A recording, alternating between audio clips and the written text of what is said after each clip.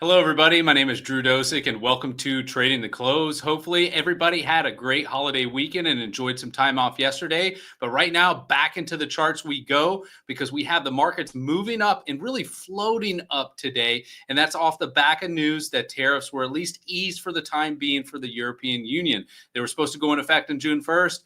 And over the weekend, Trump walked that back. So the markets and investors really liked that information and the price moved higher. But it was all kind of conveyed to us on the spiders that this price action was likely going to happen. So let's jump in first to the heat map. And the heat map today, we have a little bit of change going on. We have the heat map displayed as just as you see here, just a basic summary on the charts. And so just to go over that, you see the Dow Jones did move up 0.59%, Nasdaq's up 2.25%, S&P 500 is up 0.7%, US oil is retreating a little bit, down almost 1%.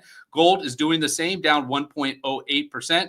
Bitcoin remains strong. Over the weekend, there were some dips and there was also some pops, but Bitcoin is still remaining up near the higher range of price action. So into the spiders where we can dive into a lot of the price action that went on. And right here, I really want to break this down for a little bit more of an educational purpose.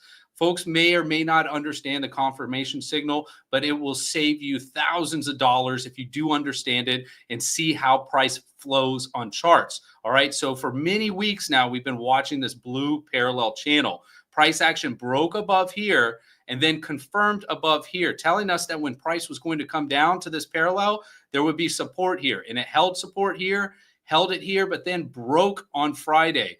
When it broke on Friday, we did not see a confirming move today. That was leaving the possibility for continued upside like we see here on the charts today. So again, don't get caught trying to short. Don't have FOMO and going into positions too early. Wait for confirmation signals to get you into positions at the best possible time. That way you can save yourself capital if that move reverses course. And it did so easily because we did not confirm back within this parallel channel. That doesn't mean in the future we won't go lower. I stress that.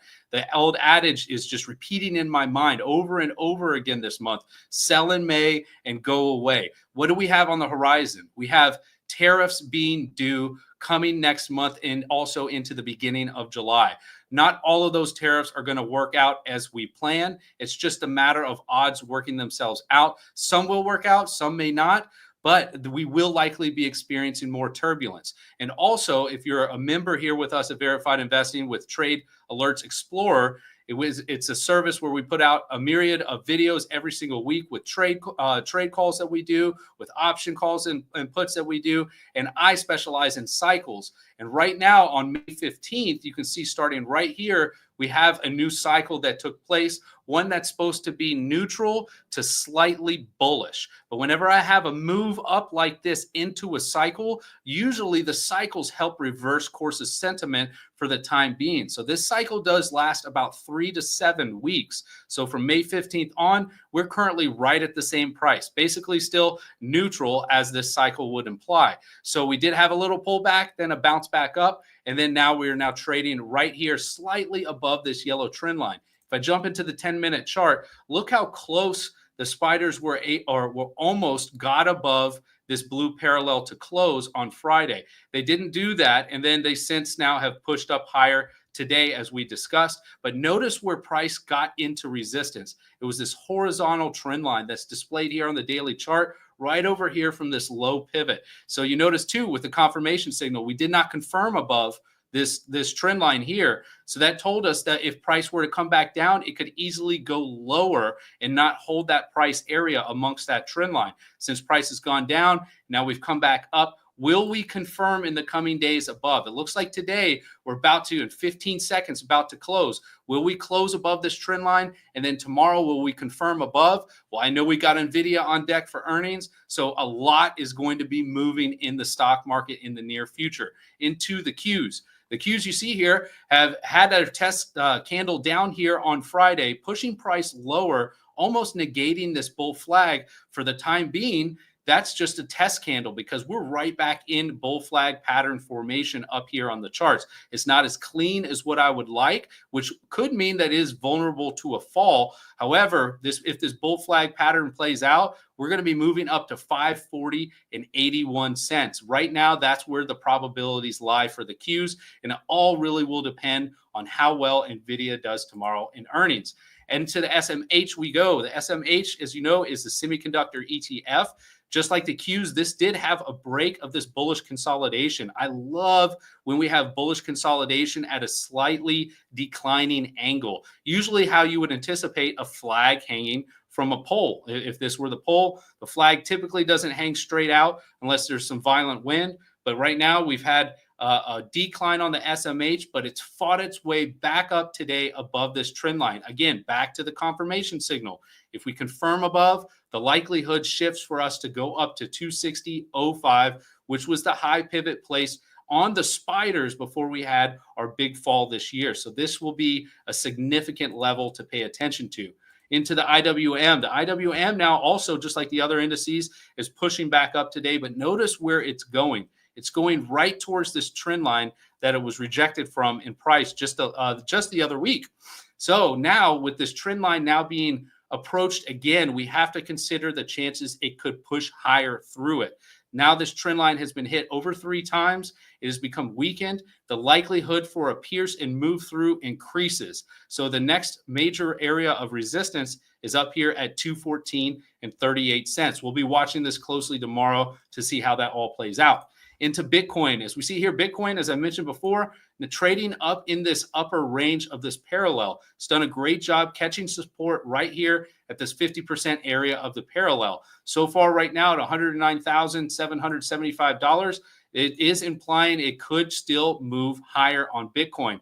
Next area of resistance, 114,000, followed by over $117,000 now. As time progresses on that parallel, that target will also increase in value.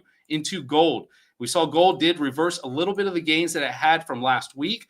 And then this candle, though, it makes sense. This trend line was resistance. It hit it on Friday, and then since now has pulled back in price action. Tomorrow will tell the story. Do we continue to form a bull flag pattern right up here towards the high end of this parallel? If so, probabilities then shift for a move higher. But right now, probabilities are dictating we're coming back down on gold, likely going to catch support right around 3,200, which is the middle area of this parallel channel.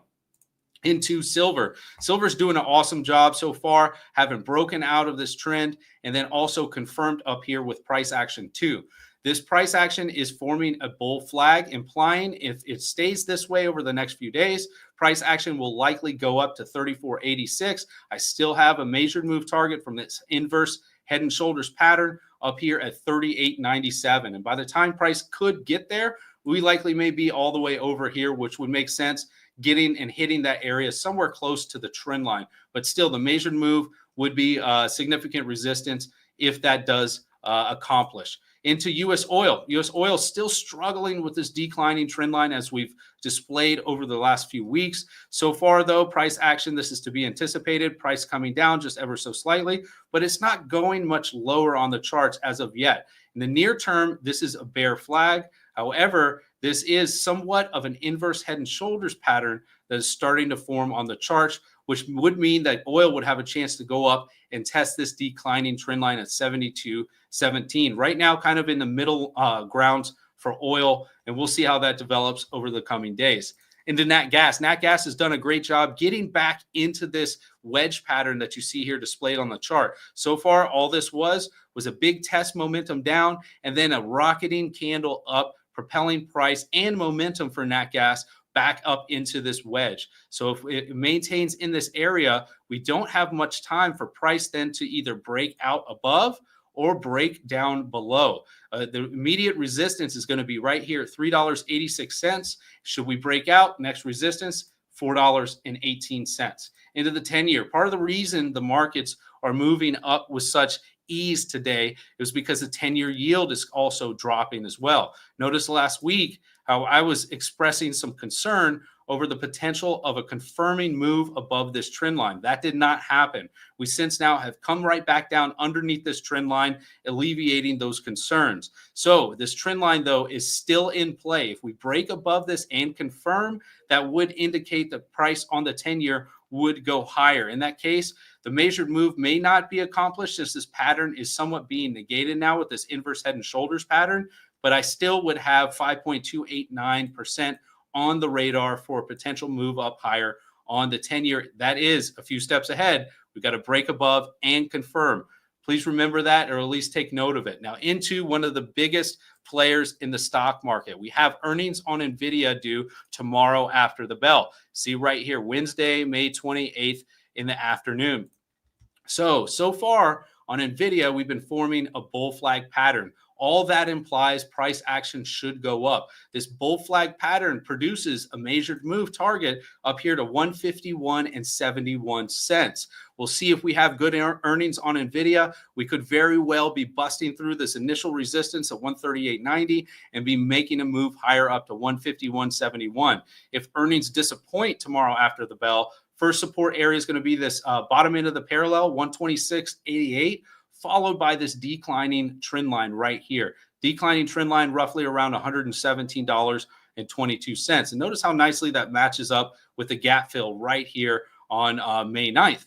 Into Tesla. Tesla was one of the biggest movers in the mega cap today. You can see put up 6.94% gain. Nice move, breaking out of this bullish consolidation. And this so far is a nice continued move with a measured move potential up here to 415.35 cents. We'll see if we confirm in the coming days above this trend line. If not, this trend line is vulnerable for a breakdown. So don't be buying right here.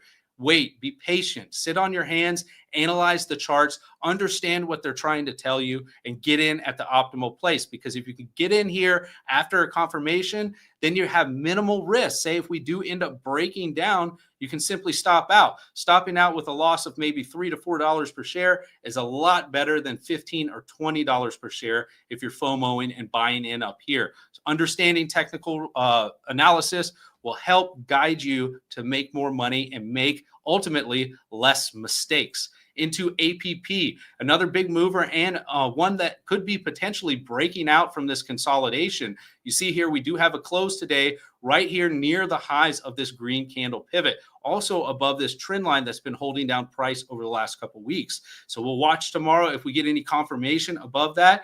If that's the case, next stop is going to be right around $400 at 401.13, followed by resistance on this inclining parallel, which is all the way up here at 473, implying potentially over 20% gains from current price action. So if this all plays out, we should be moving up. If this area fails, if we have some bad tariff news that come out, I'm eyeing this inclining trend line for a great bounce opportunity, currently roughly around 276.06. Now into another hot sector, quantum computing continues to dominate the markets, and also news with movements in these stocks. Now, QBTS, I did analyze with you guys last week. And one thing I want to point out with these, all the quantum stocks are extremely volatile. Please don't have FOMO, much like we've gone through the confirmation signal. I'm trying to kind of mention it over and over again to you guys to kind of drill it into your head so you can understand when you can stack the cards in your favor to get into these positions at the best possible time. Even if that means you missed a big move, that's okay. Stocks likely like to retrace in price, much like what I'm going to show you here on these quantum stocks. So into QBTS, we see here that we did have price run into this inclining trend line, and it did so in a very vertical fashion. Whenever price does something like that, the odds and the probabilities dictate that we should be pulling back off of that trend line. First area of support, this is an aggressive entry, is 1446. More conservative entry to buy long on these quantum computing stocks is at $11.55 for QBTS. Notice how we have basically pivot from here that strings all the way over and comes right there near that $11.55 area. This area will be significant support on QBTS and a great area to enter long. Even if selling continues through here, there's also major support areas just under $10. So I would rather wait to get into a play with QBTS in between $14.46 and $11.55. Into Rigetti, we see here Rigetti did not quite have as much strength as QBTS. However, we did move up on the stock today, but we've retreated back, and it looks like we closed just under this resistance trend line.